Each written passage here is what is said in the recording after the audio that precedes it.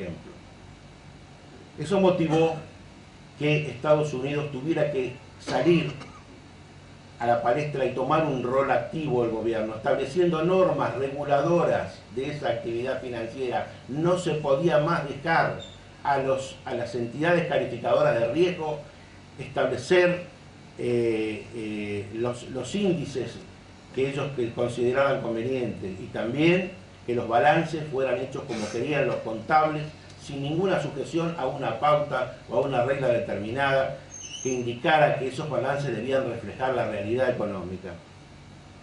Se estableció así la ley Sarbanes-Oxley del 2002.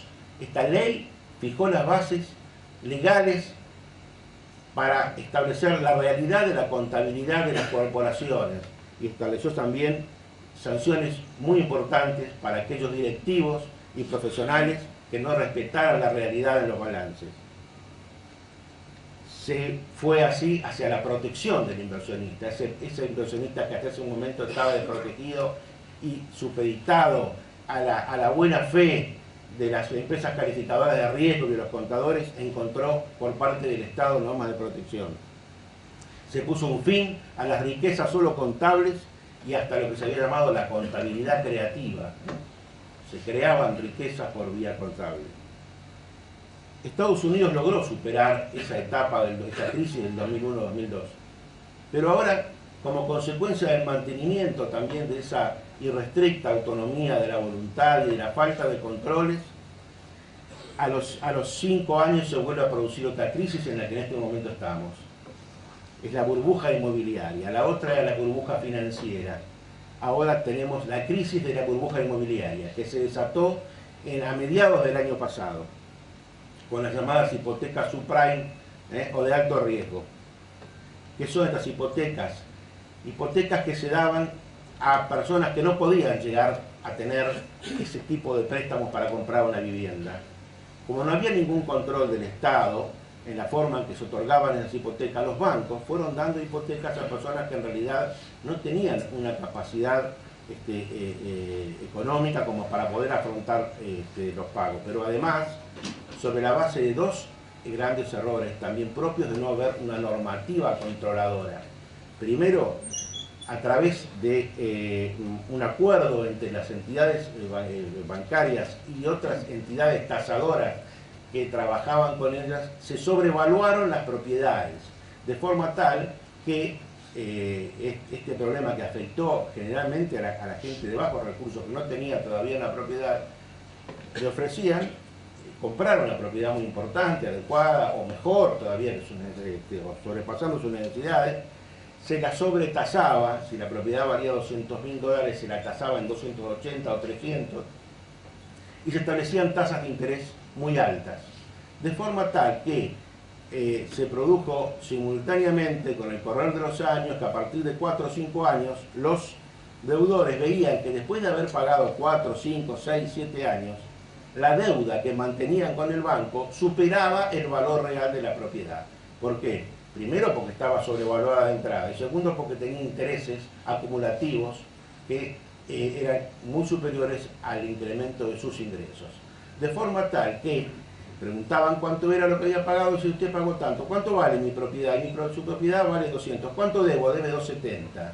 Entonces me conviene dejar de pagar, abandono la propiedad, y ahí comenzaron la cesación de pago, la falta de pago, que hizo que empezaran masivamente a producirse los impagos, y eso repercutió en los bancos, y a su vez los bancos en otros bancos de inversión, que es donde se securitizaban esos créditos, se transferían esos créditos. Como se caían todos los bancos, Estados Unidos salió nuevamente a intervenir en el mercado, y el Estado americano tomó un rol intervencionista para salvar la economía del país. En este momento estamos todavía en ese tránsito. Comenzaron por reducirse las tasas de interés, se establecieron refinanciaciones obligatorias, se intervino en los préstamos hipotecarios para dar más plazo, y se tuvo que salvar a entidades que estaban en dificultades, algunas de ellas que eran dedicadas a los préstamos hipotecarios. como dos entidades, Fannie Mae y otra más de un nombre parecido, que fueron rescatadas, salvadas por el Estado, por el Tesoro americano. En este momento sigue la crisis. Ayer vimos que cayó un importante banco de inversión y, por supuesto, Estados Unidos lo dejó, no salió a su defensa porque no puede solventar la caída de todos los bancos. Pero, al menos en lo que hace al sector, a la gente, a los inversores, se les está dando un manto protector para intentar que puedan llegar a pagar, aunque sean más plazos con otras tasas, esas hipotecas que habían contraído. El cambio es fundamental. De un Estado ausente y un mercado autorregulado, como era antes del 2000, se pasó a un Estado activo con mercados regulados y controlados. De forma tal que el Estado dejó de mirar de afuera y pasó a tomar políticas públicas activas. ¿Cómo se traslada eso también hacia la producción? ¿Qué rol tiene que tener el Estado en la producción? El Estado puede tomar fundamentalmente tres posturas. Puede tomar una postura de fomento de la actividad productiva de un país.